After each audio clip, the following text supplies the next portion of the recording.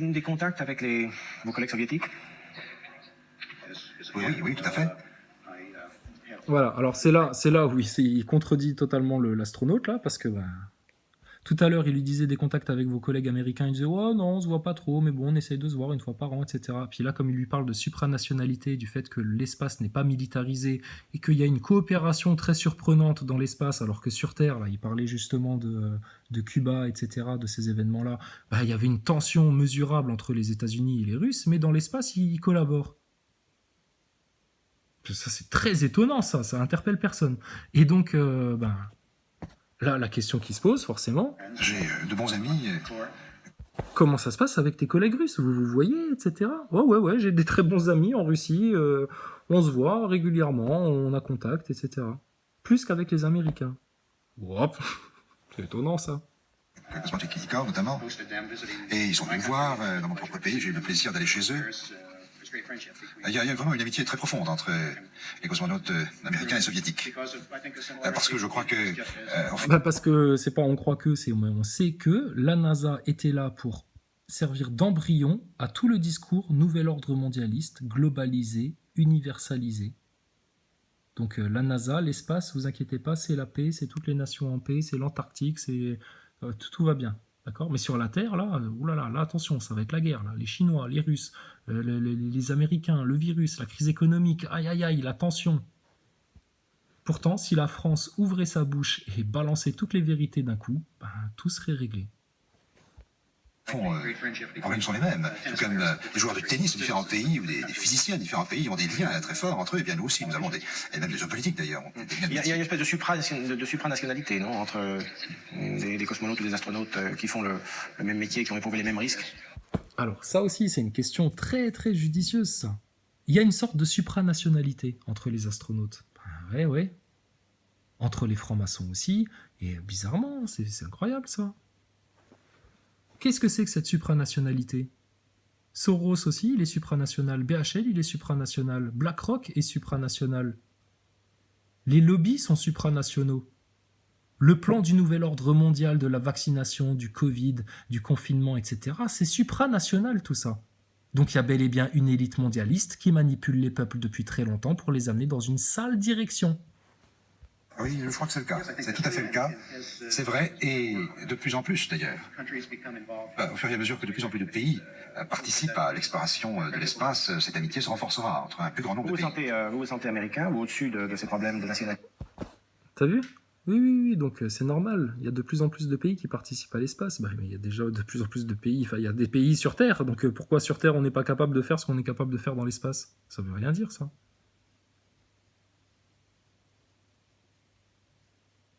Mais la supranationalité, t'inquiète, on a bien compris tout ça. Du fait de votre séjour dans l'espace.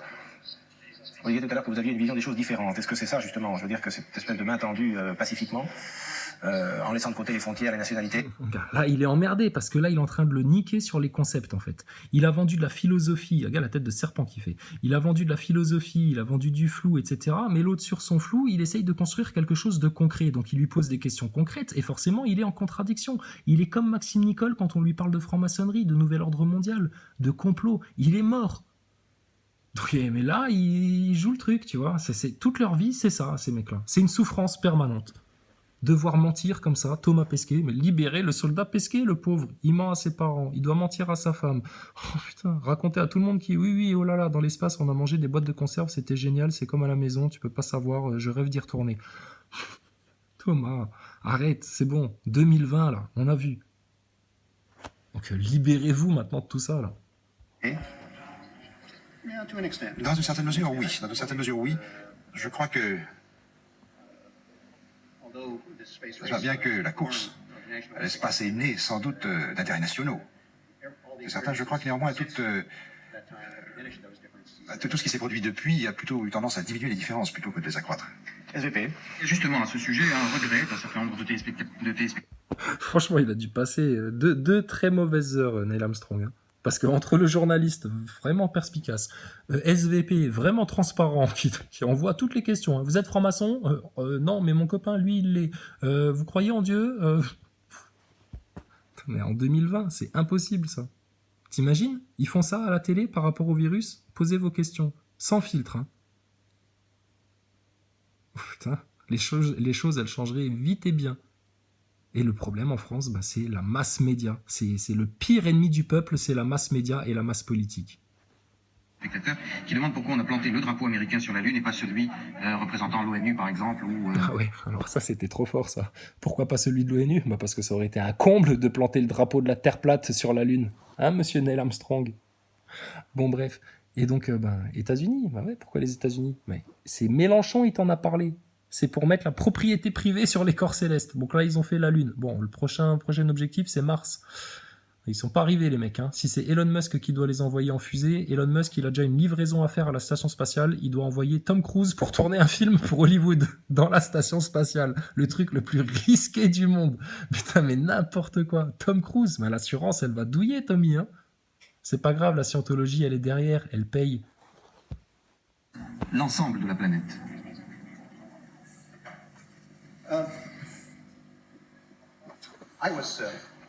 L'ensemble de la planète. La Lune n'est pas celui représentant l'ONU par exemple ou l'ensemble de la planète.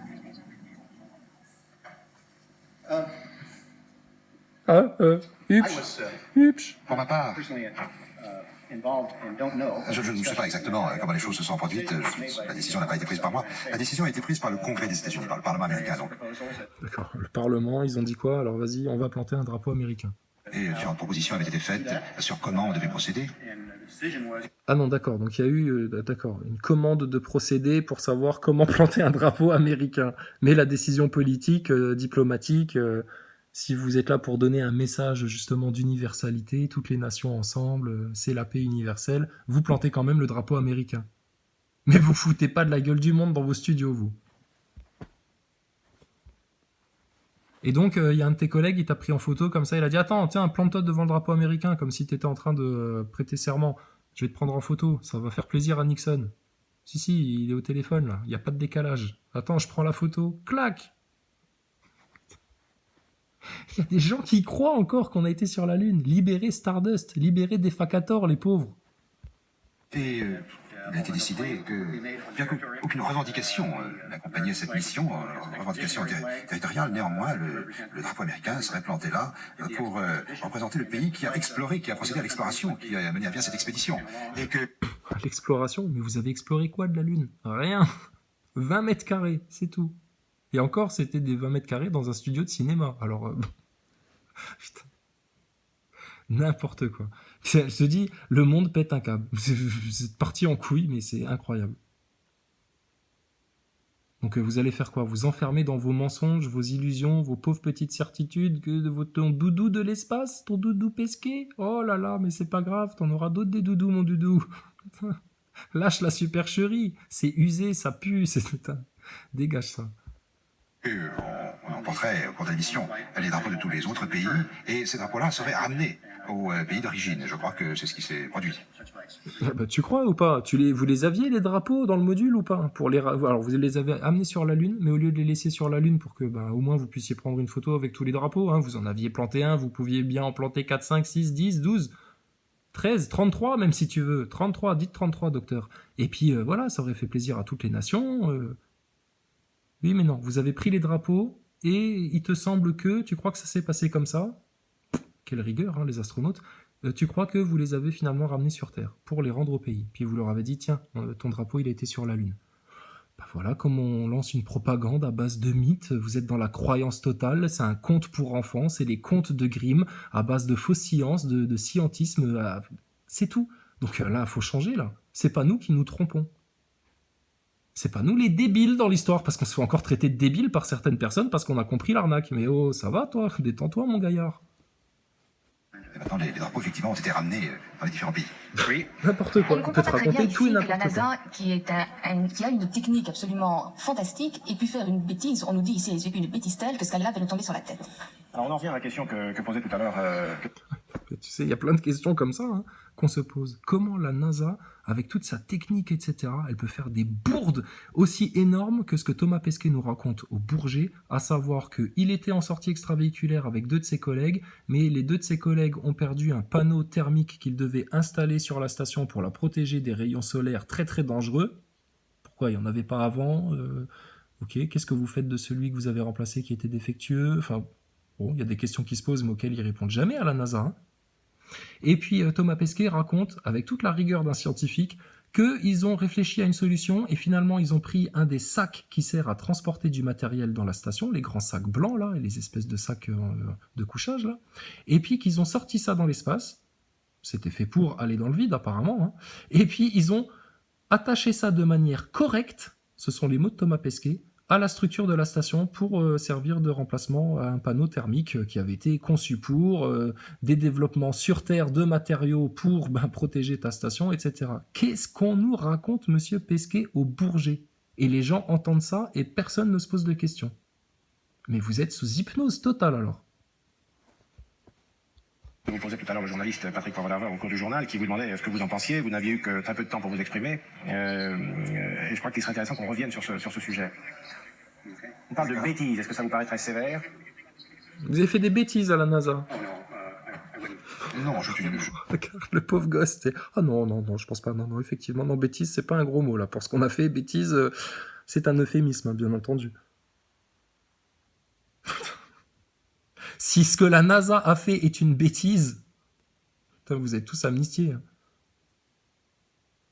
Non, c'est grave. Ce que Macron a fait, c'est grave. Ce que Rothschild et Rockefeller ont fait, c'est grave. Ce que les acteurs de crise Gilets jaunes ont fait, c'est grave. Ce que les lobbyistes ont fait sur les nations, c'est grave. Ce que Attali BHL ont fait, c'est grave. Ce que les sionistes ont fait, c'est grave. Ce que les francs-maçons ont fait, c'est grave. Ce que les pédophiles, les pédosatanistes ont fait, c'est grave.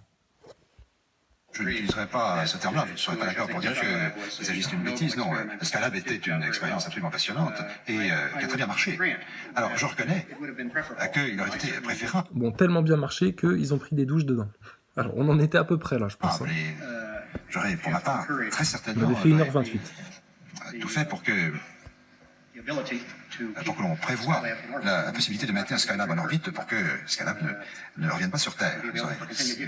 Alors, quelle est cette solution pour garder un objet en orbite et qu'il ne retombe pas sur Terre? Car comme le dit le grand savant Mélenchon, tout objet céleste qui gravite autour de la Terre est voué à retomber sur la Terre. C'est dans la nature des choses. Effectivement, Mélenchon, bravo, c'est bien. T'as bien appris ta leçon d'astrologie. Si, d'astrologie.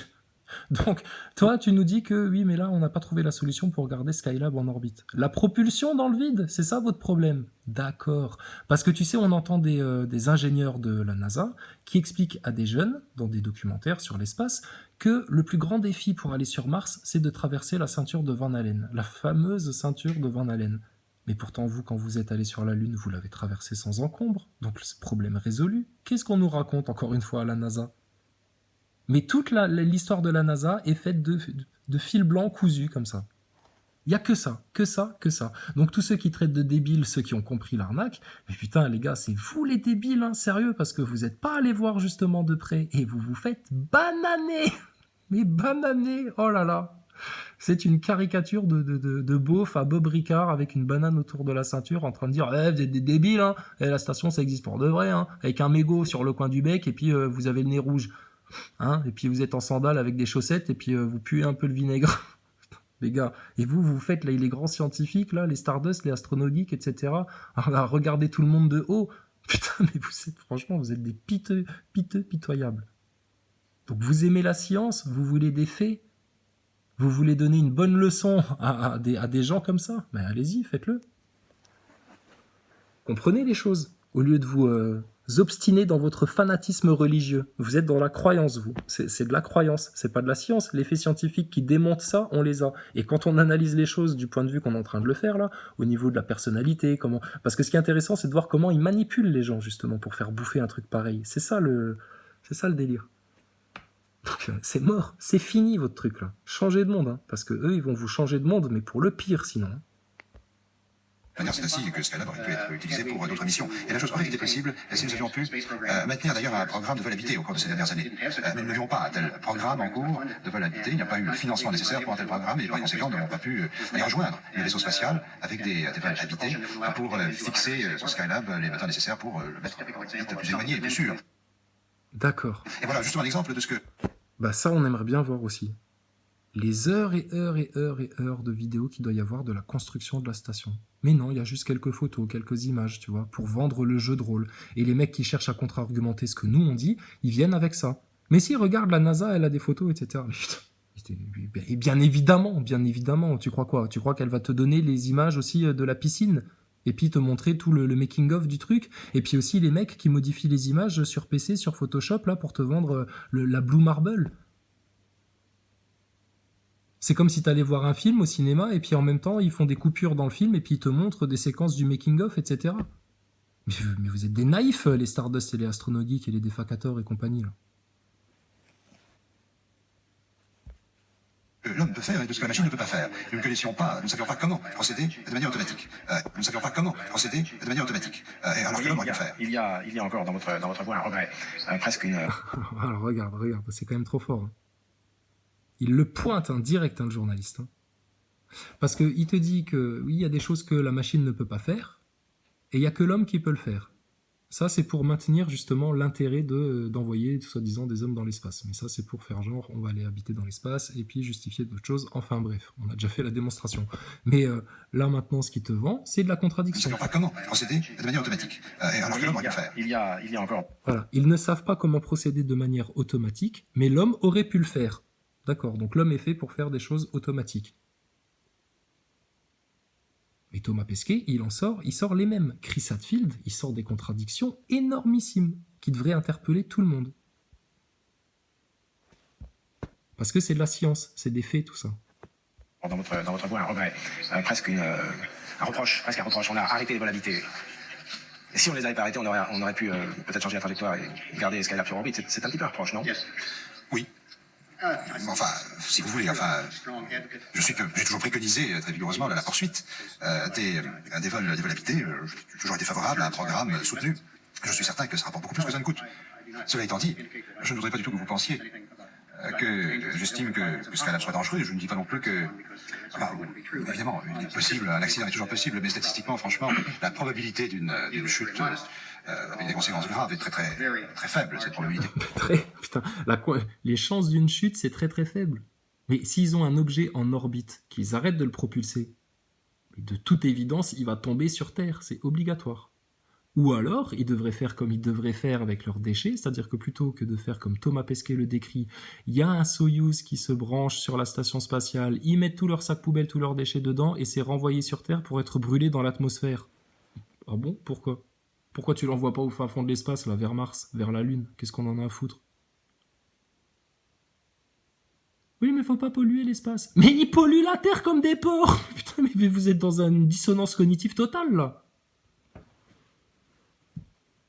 Donc forcément, ta Skylab, au contraire, elle a 100% de probabilité de revenir vers la Terre. C'est un champ gravitationnel dans votre schéma, là, donc forcément, ça tourne autour. Si tu arrêtes de le propulser, soi-disant pour que ça reste en orbite, bah forcément, ça tombe. Donc comment un astronaute peut raconter de telles conneries? Ce qui prouve bien qu'il vous vend une illusion, un rêve, un truc sans constance, sans consistance. Possible, un accident est toujours possible, mais statistiquement, franchement, la probabilité d'une chute avec des conséquences graves est très faible. Cette probabilité est très faible. Ah, avec des conséquences graves, pardon. Bah, je sais pas, faisons le test.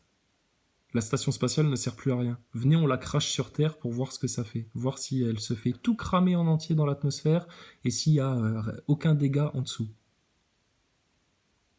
Si, d'après Thomas Pesquet, ça marche. Ils le font toutes les semaines avec des Soyouz remplis de merdier, remplis de déchets, remplis de PQ, remplis de bananes, remplis de n'importe quoi. Ce qu'on a vendu aux humains, depuis qu'ils sont enfants, avec des méthodes de pédophiles, de manipulateurs mentaux, de MK Ultra, dans un but occulte. C'est grave, c'est extrêmement grave.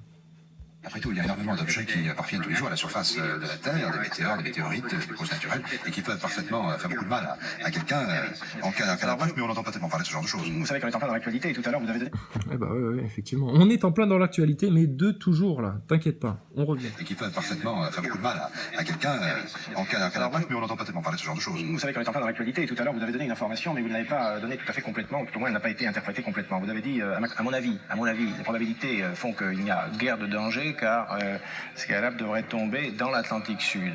Bon, et vous devez donner une heure, vous avez en principe vers demain soir, vers 18h02. Mais c'est l'heure de Paris dont vous parliez. Oui. C'est en tout cas la prévision la plus précise. Alors, ils sont trop forts, hein, la NASA. Ils savent pas prédire la chute d'une de leurs stations en faisant leurs calculs. Par contre, ils sont capables de prévoir tous les objets qui risqueraient de rentrer dans la station spatiale et qui arrivent à des vitesses fulgurantes dépassant les 20 000 km/h avec des radars, etc. Enfin, ils calculent les trajectoires et ils évitent, comme dans Star Wars. Ils se propulsent à droite, à gauche, à l'envers, à l'aise. Et dans le pire des cas, s'ils se prennent quand même le caillou, ils sont même pas blindés, même pas mal. 20 000 km/h. Patch! Pour peu qu'il y ait Thomas Pesquet sur la trajectoire en sortie extravéhiculaire en train d'attacher le sac de couchage de manière correcte. Ah, putain. Qu'est-ce qu'il faut de plus aux gens pour comprendre? Il se fait actuellement, n'est-ce pas, comme vous vous en doutez, comme vous le savez, les prévisions se font de manière continue. Chaque élément d'information de poursuite de Skylab est entre un ordinateur, les calculs se font et on prévoit exactement la détérioration, la dégradation de l'engin. Et ça fait plusieurs orbites maintenant, d'après ce que j'ai pu comprendre. D'accord, donc ils ont tout calculé, ils savent tout, t'inquiète pas, no panique, tout est sous contrôle, etc. Par contre, au début de cette interview-là, on en avait parlé dans les précédentes vidéos, ils te racontent que quand ils sont arrivés sur la Lune, ils ont découvert que quand ils passaient au-dessus des mers lunaires, là, il y avait des trous de gravité. La gravité était plus forte. Et puis du coup, ils se sont rendus compte que, oulala, attention, il y a de la turbulence à l'arrivée de la Lune, là. Mais qu'ils avaient en même temps envoyé des sondes et ils connaissaient tout de la Lune. Ils avaient heureusement déjà eu plein de données qui ont permis à leur petite mouche à merde, là, d'aller sur la Lune sans encombre. Mais pourtant, en arrivant sur la Lune, à l'intérieur du module, ils ont découvert que il y avait des trous de gravité. Ça, c'est des contradictions, mais énormissimes. Même quelqu'un qui a jamais suivi un cours de physique de sa vie, c'est des incohérences. Tu peux pas dire ça. Ils peuvent pas dire ça à tes astronautes, et surtout, ils peuvent pas dire ça à chaque fois qu'ils ouvrent la bouche. C'est trop, c'est beaucoup trop, l'ami globiste. C'est beaucoup trop, tout ça. Donc, désolé. Là, est-ce qu'on te semble fou? Ben, un petit peu, parce qu'on fait les foufous, qu'on rigole, nous, de tout ça. Parce que ça fait longtemps qu'on a compris. Mais là, désolé, là, c'est vous qui allez péter un câble, hein, les gars. Surtout quand vous allez vous voir comment ils vont vous faire tourner la sauce du spatial. Si vous les laissez faire. Maintenant, si vous abandonnez ça, que vous arrêtez de donner votre consentement à ces conneries, à cette sorcellerie-là. Oui, c'est de la sorcellerie, oui, te fous pas de ma gueule comme si je sortais des visiteurs. C'est de la sorcellerie. Réussir à manipuler toute la planète avec une telle connerie scientiste, totalement illogique, bourré de contradictions, sans fondement scientifique, factuel, avec des contradictions techniques énormissimes. Putain, c'est des sorciers, les mecs, là. Et là, franchement, ça, faut abandonner, hein, parce que ça va vous faire très très mal. Ça vous a déjà fait tellement mal que vous vous êtes écarté, justement, de ce qui pourrait vous rendre le plus heureux sur Terre. C'est pour vous qu'on le dit, hein. Maintenant, si vous voulez rentrer dans la secte des raéliens, des scientologues, des NASA boys, ça, c'est votre problème, hein. Tant pis pour vous. Nouvelle que j'avais reçue, on prévoit toujours à peu près la même heure, c'est-à-dire 6h02 demain soir, 18h. Heure de Paris. Et, ah oui, heure de Paris, effectivement. Et quelque part dans l'Atlantique. À ce moment-là, ça tombera dans l'océan, en principe, dans l'Atlantique Sud. Alors, cela ne signifie pas qu'il soit impossible que ça soit plutôt plus tard. C'est parfaitement il peut y avoir un décalage. possible qu'il y ait même c'est à 2 orbites près. En vérité, c'est pas tellement l'heure qui est importante, c'est l'endroit. Hein, voilà, donc arrête de nous en foutre plein les yeux avec ton calcul d'heure, etc., etc. C'est où ça va tomber. Parce que je vous dis, ils sont capables avec leur station là de repérer les objets spatiaux qui risqueraient de les percuter. Parce que la station spatiale, ok, mais Skylab, il faisait déjà pareil alors.